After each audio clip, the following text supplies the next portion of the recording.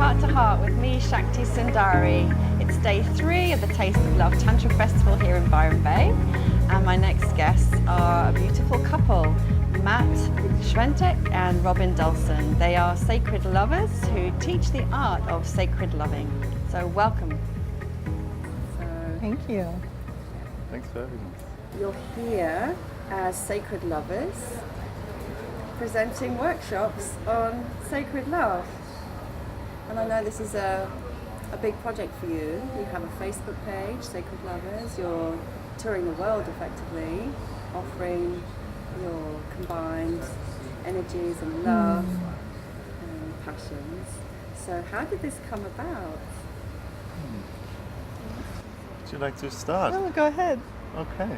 You started it. I started it. Yeah, I was starting with that one last year with a similar approach, the art of loving touch.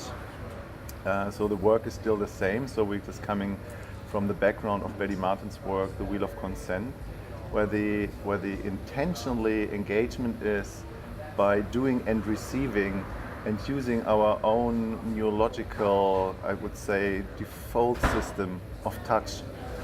And I've done that last year conceptual, based on doing session work and doing workshops. And then we met. And finally I could just translate that into a relationship and say, this is what I want to live. Okay, so you were teaching it independently and then you Yes. met and brought it together. Yeah. Wow. Yeah, and actually the first conversation we had, the first night we met, he told me about the Wheel of Consent. So that was how the romance started between us. But it's been so beautiful because it has literally formed the foundation for how we relate with each other. So it's what we teach, but more importantly, it's what we live. That's what you live. Mm-hmm. Yeah. So in the very beginning, that was just like people say, well, isn't that a totally turn off when you just want to just touch with your lover and then you have to ask every 5 seconds, may I touch your hand? May I touch your face? May I touch your breast? So the way how we translated that is that this part of our very unique individual way of reaching out, doing and receiving is something that's very natural in the core of our existence, of our nervous system. Doesn't matter man or woman.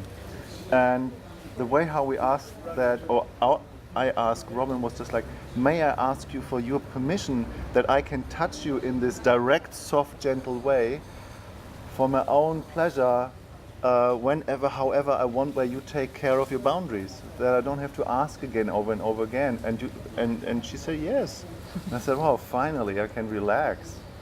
And I give you the same permission to touch me however, wherever you want, for your own joy, for your own pleasure, where I take care of my boundaries. So the foundation of this work is really about creating clear, transparent, conscious agreements in the way that you relate, whether it's with an intimate partner, whether it's with family, friends, colleagues. I mean, the application of it ripples out from an interpersonal level to a societal level. Right. Yeah, I totally get that. And for those who might be watching this who don't know about the Wheel of Consent, could you just say briefly what it is? Yeah, it's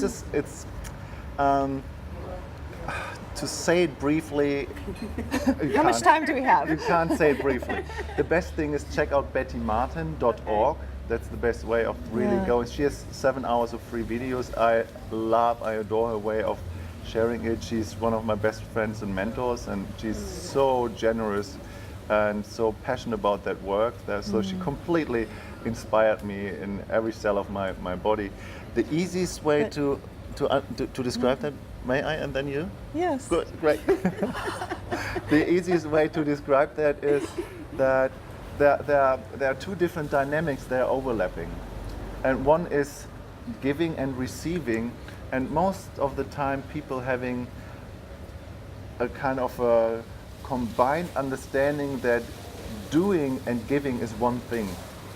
So what we do is we split doing from giving, and we're finding the way of doing and receiving. And that's the main thing. It's just like when I touch her on the shoulder and I have permission from her that I can do that for myself, I receive pleasure on my hand. If I need nurturing touch, I do and receive for myself.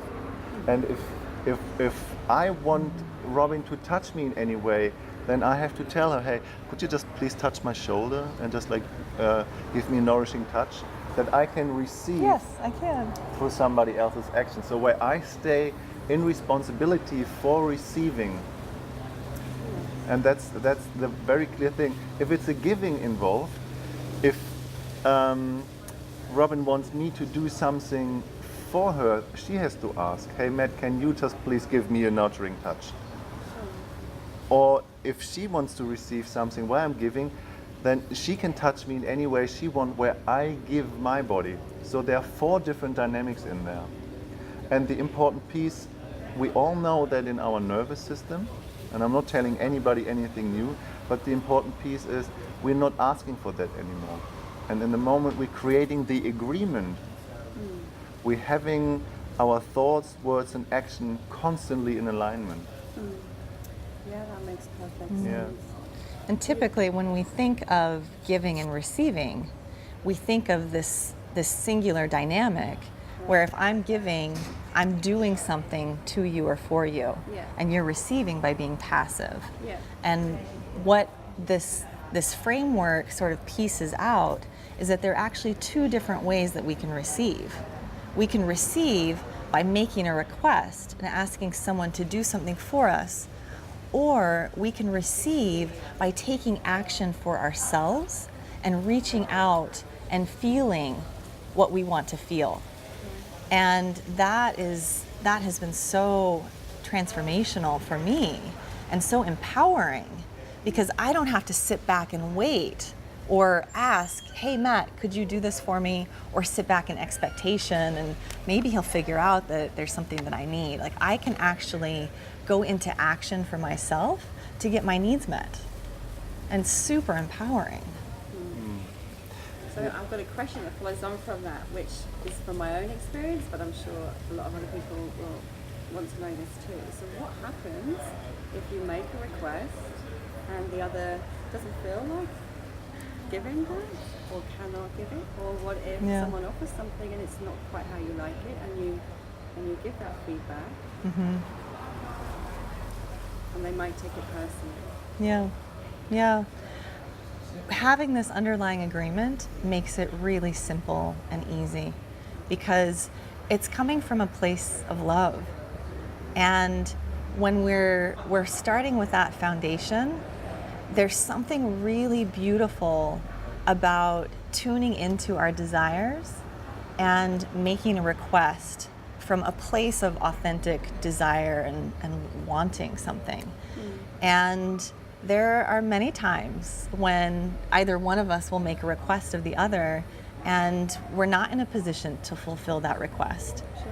And we're actually able to make it sort of playful. So, one of the things that Matt says all the time is, it's good to want. So, And it's free. So it kind of takes away from that, like, you're not giving me what I want. But it's like, yeah, it is good to want. And how many times do we censor ourselves because we don't think the other person can give us what we want? Or we scale back our desires based on what we think the person can actually give us.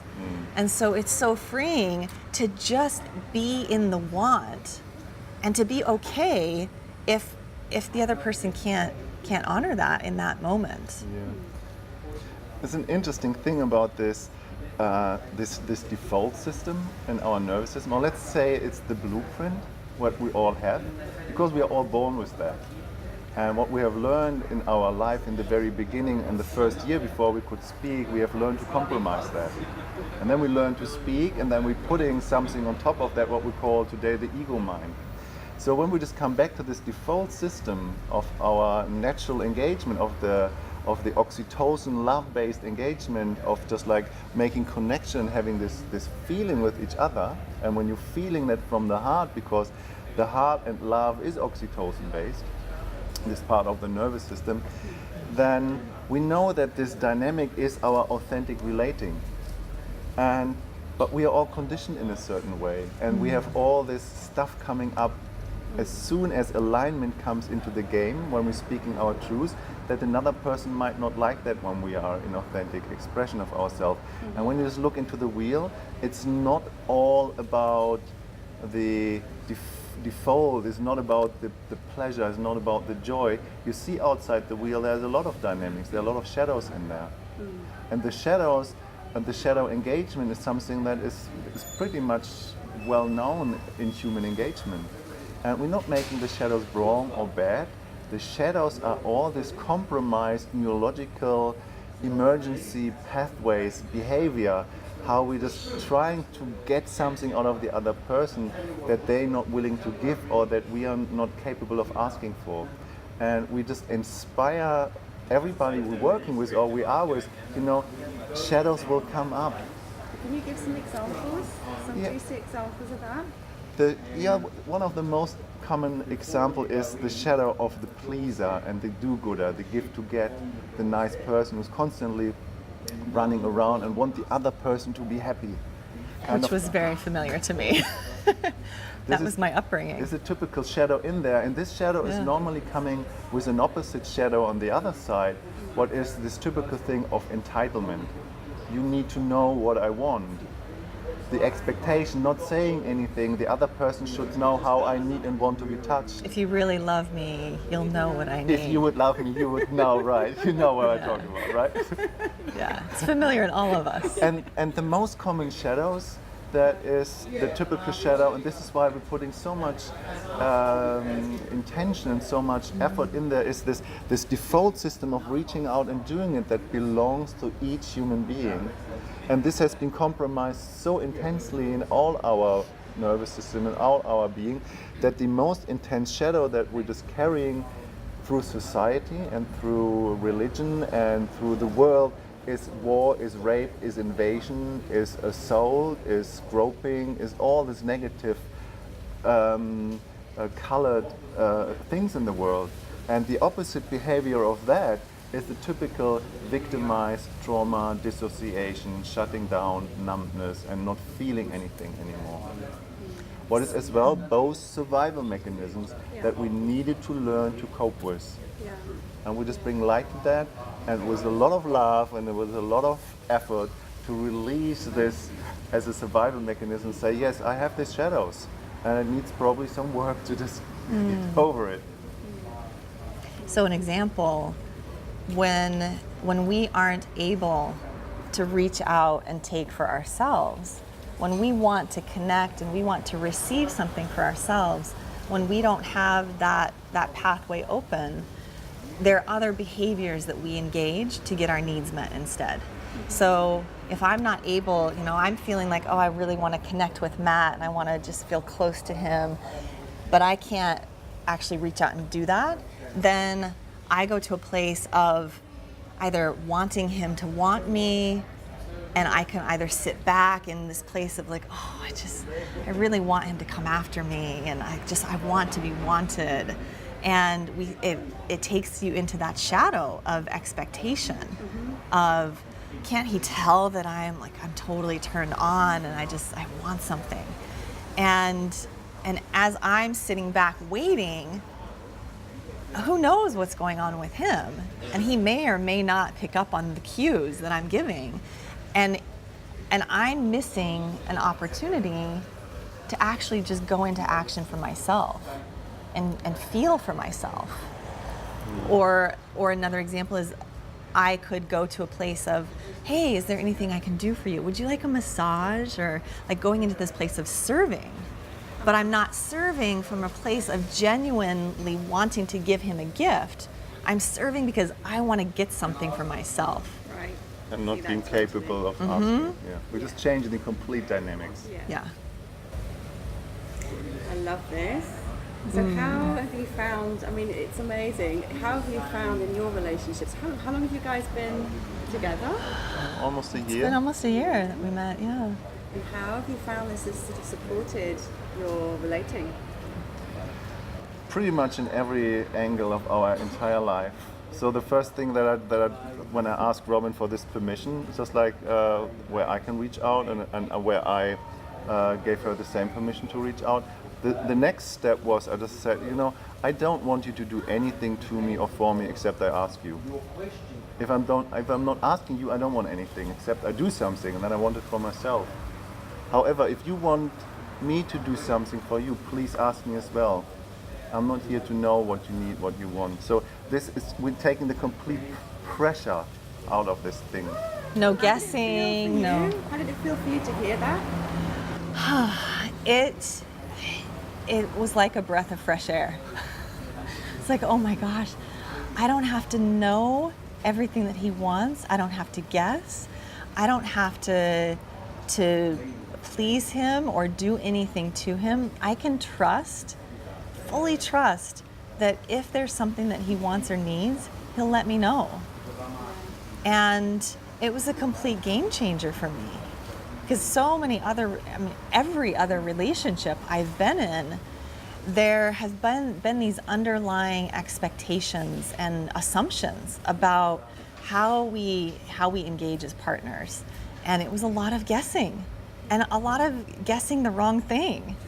And people have said to me as we're teaching this and as I share it with anyone and everyone who will listen, one of the big questions that comes up is, doesn't it take the surprise and the mystery out of relating? Like if you have to actually ask for what you want.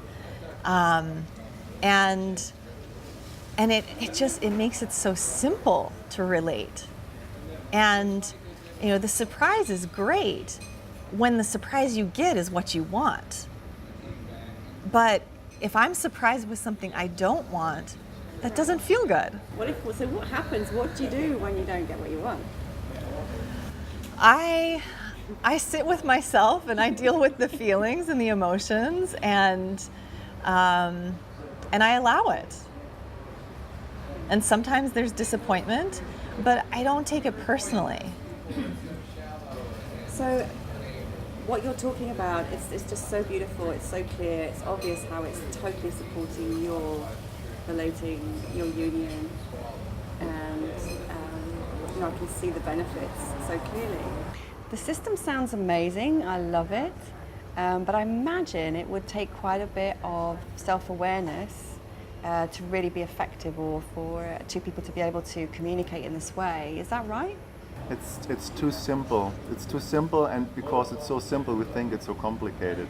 But the beauty is that it's accessible and possible for everybody in every given moment. And the easiest way is, as we have done that in the workshop, and the way how I share that in the workshop, is when that is dropping in, because it's before the rational thinking mind, and we can't work that out by our mind. And the way how I say that is, the rational thinking mind is operating in a quarter of a second, and this part that we just want to engage is operating in a 30th of a second. So it's long before mine, it's much more present. And the important piece is, it doesn't matter what I have in my hand, if it's this necklace, or if I have a stone or piece of wood, or if I'm just like touching my beloved hand or anything else. I have to find that in myself first, and that's a part of self-sovereignty, that nobody else can give me permission to feel pleasure on my skin. That has to come from an self-sovereign internal choice for myself. Well, some people would say, well, that's selfish. Yeah, it is. It's a healthy selfishness that we have to find back to. So when nobody else can give me permission to feel pleasure for myself, the only person who can give me permission is the person I'm touching in the moment. And that's in the first place my lover. And I have given this infinite permission to my beloved one, to my lover. I haven't given that to you or to anybody else in here. And if I want to give that, I will give that if they ask me, or I have a dynamic I would like to share with them. And then I create another agreement. Yeah? So it's the permission that nobody else can give anybody else to feel pleasure on their hand and on their skin. That's the deepest part, because the mind can't create that. The mind can't work that out. It just comes from this generous internal openness that we all have. And it does require self-awareness, self-responsibility, consciousness. It's one of the most confrontational things and one of the most liberating, freeing ways of living. Because you really start to see unconscious patterns and behaviors.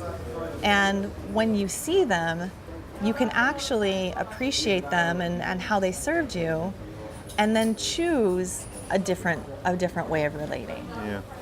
And so you have to be able to sit with that within yourself and take responsibility for your own choices, your own desires, and recognize that this person that I'm relating with isn't going to please me, isn't going to give me everything I want when I want it, and that's okay. Yeah. So we have to wrap up the interview now, unfortunately, because we could talk about this for ages and lots more. And for those who'd like to know more about your work and follow you on your tour, how can they reach you? Well, on Facebook, Yeah. so Matthias Schwenteck, and Robyn Dalzen. then I have my individual webpage, uniquetantra.com, where I offer my individual work, my session work. So uniquetantra.com, and My website is robyndalzen.com. then we have together our joint adventure, what is sacred/lovers.com, and we have an event page there where we're just having our session works and our 2-day workshops. And Sacred-lovers. Okay. Yeah. and yeah, we Yeah. just invite people to just look us up and just make connection and reach out and finding their truth for Yeah. themselves. And our desire is to actually find a space where people can come to us and attend workshops and retreats and actually practice living these things that we're teaching. We are in the middle of creating a school of consent, so a physical form, a physical place where people can come. Do you know where your centre's going to be yet? We don't know yet. We don't know yet. Yes. Yes, but we're calling it in. I look forward to hearing where you land up. I know it's going to be just so beautiful to see you both sitting there as well. Big bubble of joy and radiance. Yeah. So thank you. Thank Thank you you. very much. Yeah, thank you. I love your questions. Thank you. Thank you both so much. It's been really beautiful to witness your love and sharing your radiance and just hear a little bit about your story and your journey of sacred love. Thank you. Thank you. Thank you very much. Yeah, thank you. For those of you watching, once again, thank you so much for being here, and join me on the next Heart to Heart with me, Shakti.